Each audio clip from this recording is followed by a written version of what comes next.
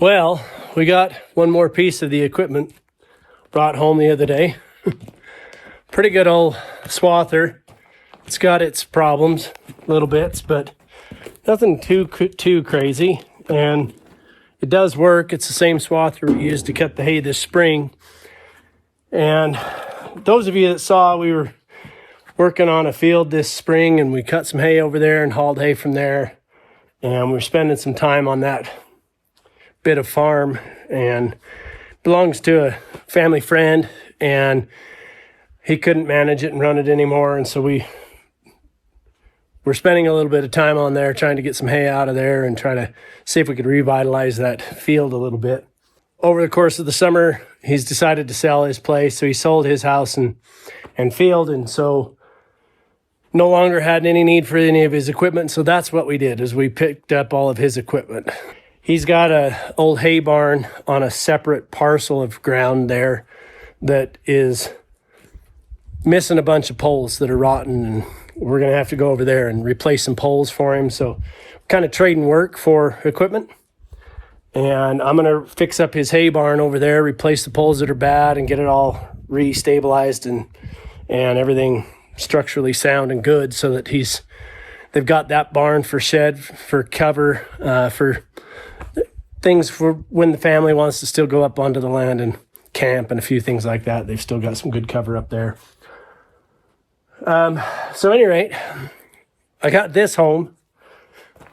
That was a little bit of doing. It just fit on my trailer. It almost didn't. When we loaded it over there to bring it home, we got up on my trailer, and it's a tilt deck. So we ramped up on there. When I set the park brake and shut it off, the park brake didn't hold, and so it rolled back off the ramp, and which would have been fine if it had rolled straight, but it didn't quite. Right at the bottom, it turned, and the header kind of hung up on the trailer deck. But one thing that happened in that was that this little bracket, this little arm for the header, got all bent to pieces. And then we got home and unloaded it, and we had the same kind of situation where it just at the wrong time, this back tire dropped off the way that it spun on the swivel. We got it all off, and so needless to say, I got to replace that arm. I went over to our local salvage yard, and lo and behold, they have one of these machines back in there. So I got the used arm off of it. It did have a little crack right here in this bushing, so I welded that up, and then it needed on the point there that bolts the header in, that nut was all messed up, so I had to weld a new nut in there.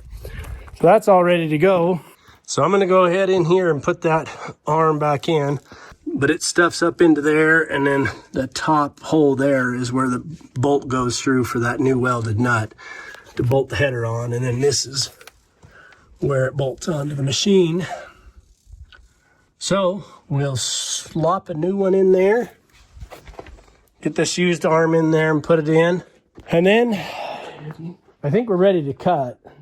I did service the engine and stuff this spring before we did the first cutting, so I'll go through and kind of clean it up. It's filthy everywhere from years and years of use and little drip leaks and things, so I'm going to probably bring the power washer down here and get it all cleaned up good. I can't get it up my road. I've measured it to check, and I can get up the road, but right there coming around the boulders at the shop, I've got about 12 feet from the face of the boulder, 12 and a half feet from the face of the boulder to the shoulder of the road. And when I measured from that outside tire to this edge of the header, I'm 13.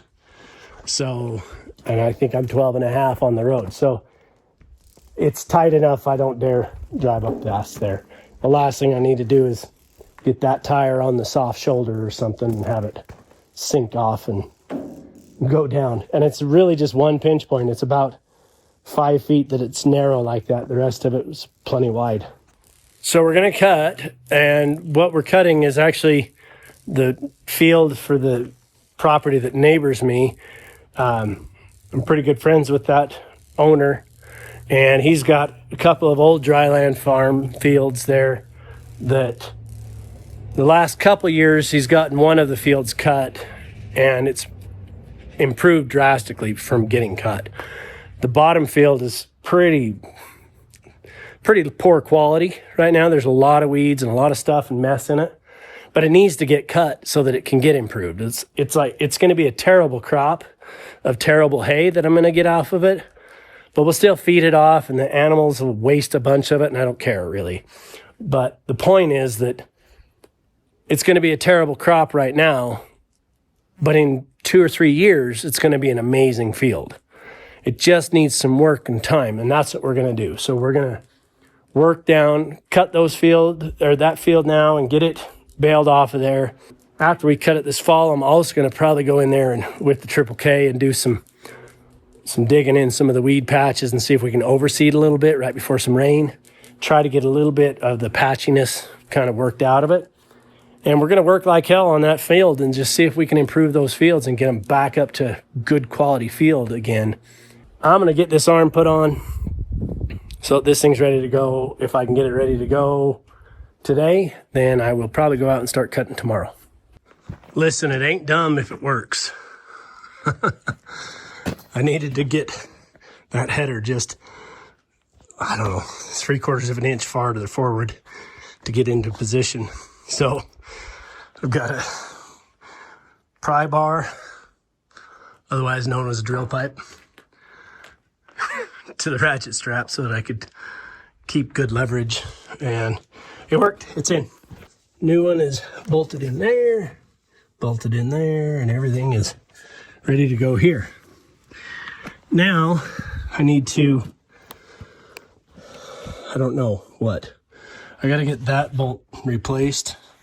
The problem being that that bolt is working against tension here.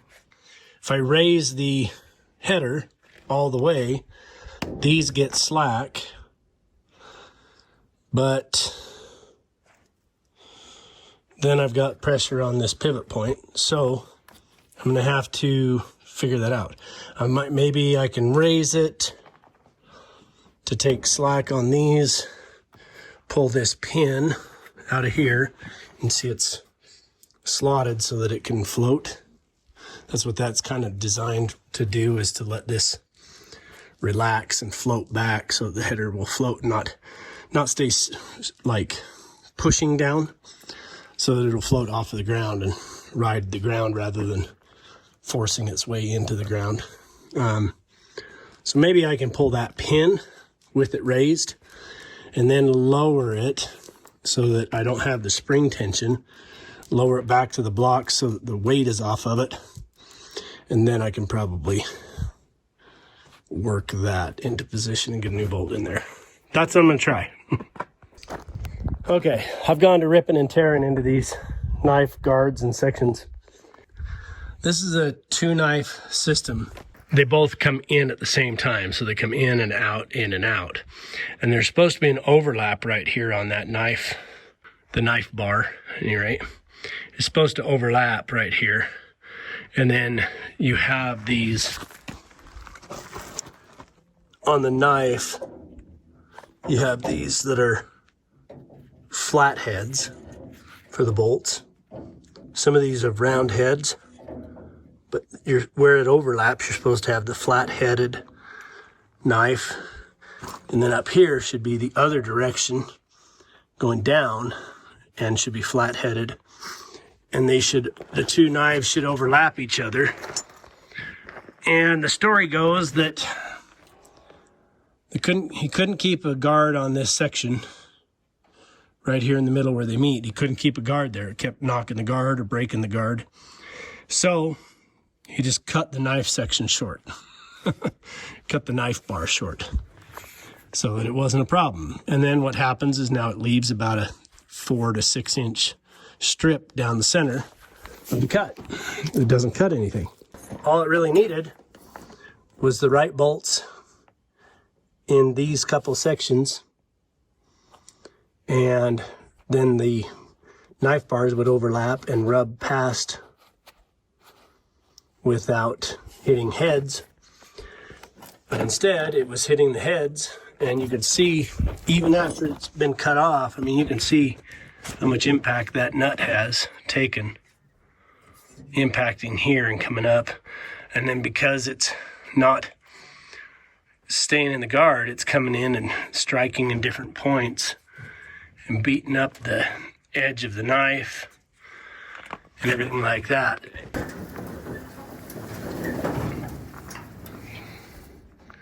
So there should be about a, I don't know, 2 or 3 inch, 4 inch overlap that keeps those knives running together, and instead they're just slamming into each other. Anyway, we're gonna get a few more guards and knives and put those on tomorrow and cut for the season. Then I'll price out what it'll take to get probably get new cutting bars for both sides, new knife bars. The last time I was around any of that or kind of helped with any of that, it's been several years when I was doing ag repair. It was on a combine, but it seemed like a knife section for a combine at the time was like $800 or something. So I don't know. We'll see. I'll look online or something, see what we can figure out. But put her back together tomorrow, and hopefully by midday tomorrow or something, we're out cutting. But I really want to wash all this grime off of it everywhere. All these places where it collects down in here. All this stuff. Just wash all that grime off of there, get it all clean, re-grease it. Sorry if it's a bit windy, but I just went through a whole tank of gasoline on my power washer. Maybe half a tank. To get this thing cleaned up and try to get rid of all the accumulation of grease and grime and stuff over the years. And I thought, oh, okay, that's pretty close. And then you look in there and it's still just nasty, gross, built up in all the hard to reach pockets. Looks good out here, but stuff like this, all kinds of nasties everywhere. I am gonna go get some more fuel and probably keep at it for another round. See if I can get some of these other little pockets blown out at least, and most of the majority of it out of there. And then I think I'm gonna go fly the drone over the field and look at the pockets of the best grass and the pockets of the bad stuff. Just help identify what's gonna need improving. Okay, we're gonna go cut. It's pretty cleaner, a lot more cleaner. We'll check things over. I do need still a little bit of hydraulic oil, but all I'm gonna do tonight is get in there and kind of open up the field, make a couple of rounds around the outside, get a feel for what it looks like and how it's cutting.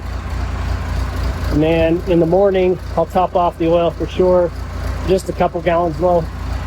So I'll top off the hydraulic oil, and then we'll go to cutting that field. I used like a map overlay to kind of look at it, and it was indicating that that field is right around 19 acres. So we'll see what it is, and we'll see what we get out of it. You go pick up the swather, is that what it's called? Yep. That's a lot of grass you put down. Still a lot standing, except the problem's on that nice section. I think we're just going to be using a lot of this hay to bed down for the pigs for the winter. It's pretty dry and a lot of it is no good, but we can have the pigs and the cows and the horses decide, because they'll just pull it out and then use the rest of it for bedding and stomping in and pooping in, and then we have fertilizer. So sure it's beautiful out here, holy cow. Oh, there's the myth, legend, and I've never seen you drive this before, so this will be fun for me. Look at this hunk of thing. I did look up those knives. Uh-huh. Because they're cut off too short, so it misses the whole center. And the new knife sections, I was worried they were going to be like $800-900 each. Uh-huh. But only 250, 260. Oh, that's not too bad. Something like that. So I can put both new knife bars Considering. on there and new guards in there and new knife bars so that we have a clean cut. Yeah. For next year. For next year. Yeah. I think this is a good start. The field needed it. Needed your attention. Yeah. This upper field's been cut the last couple of years. And and it's growing in great. It's really improved because of that. Mm-hmm. That lower field, I mean, I was cutting, there was like snowberry bush, and there was sagebrush, and there's like choke cherries starting in, and oh, what's the other one? Oregon grape. No, I didn't see any Oregon grape, but another of the shrub bush. Yeah. That we have up here anyway, and they were all starting to grow in the middle of the field, and there's patches of sagebrush where it's growing in the middle of the field, and so you got the voles and the moles too making hills. Yeah, it's so uneven down there. It was so slow cutting because it was so uneven. You couldn't go very quick because you just beat the heck out of the machine and out of yourself. I was able to get all the stuff cut off of it. We'll bale up what's there. Like you said, the animals waste whatever that's not either not palatable or not nutritious. They'll just waste it anyway. Yeah. So it'll be good bedding for them in the winter time. Exactly. Yeah, it'll just be bedding, and it'll mix in with their manure, and we'll put it down on the gardens, so it'll be fine. We'll probably put some of it back out on that field down there, because there's a few spots that are pretty bare, pretty patchy.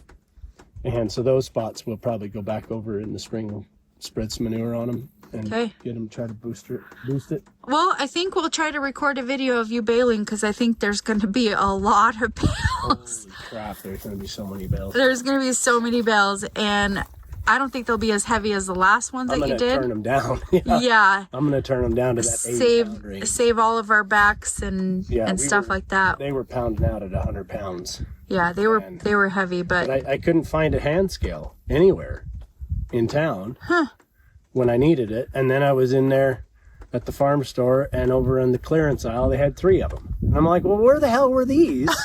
When I needed 6 weeks ago when I was in here looking for them. That's funny. Did you grab one? Yeah. Okay, good. All right, so that'll be the next video. This is cool. This has been kind of a fun project for both of us to see something restored. I like seeing that. It's hard to see good land just waste into not good land. Waste away, and it's like, and luckily we're good friends with the owner, and so he's just like, hey, I said, what can I do to help you boost that up and get it ready? And he's like, yeah, that's the way to go. Let's do it. So, alrighty, we're gonna head home, and I'm gonna watch Mark do his thing on the swather. Is that what it's called? Yep.